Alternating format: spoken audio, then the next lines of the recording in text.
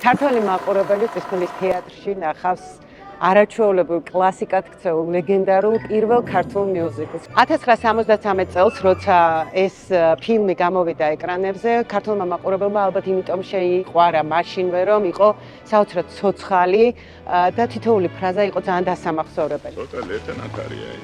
ახლა კლავნიკოვ! კურთხლისა. ვა, კურთხლისა. ის ისეთივე საყვარელია, ისეთივე ძვირფასია ყველასთვის, როგორც 5 ათეული წლის წინ იყო. წარმოიდგინეთ, გიორგი შენგელაია, ანზორ სალუქვაძე, გოგი ცაბაძე, მორის ფოცხიშვილი, ყველა ეს სახელი უკავშირდება ერთ ქართულ ფილმს და ეს არის ვერისუბნის მელოდიები. ეს ამბავი ერთ უბანში დატრიალდა, ვერისუბანში და ის დღესაც ისეთივე აქტუალურია, როგორც იყო 1 საუკუნის წინ 10-იან წლებში. ჩვენ გადავწყვიტეთ, რომ არ გაგვათანამედროვებინა და გაგვეკეთებია მართალია ჩვენეული ვერსია, მაგრამ შეგვენარჩუნებინა ის ენა, სტილი და ყველა ის საყვარელი ფრაზა, რომელიც თქვენ ყურში ჩაგესმით, აუცილებლად გაიგებთ აქ ამ სცენაზე. ბაჭი ახტა დახტა და პავლეს ქვაბში ჩახტა. ჩასწერეთ.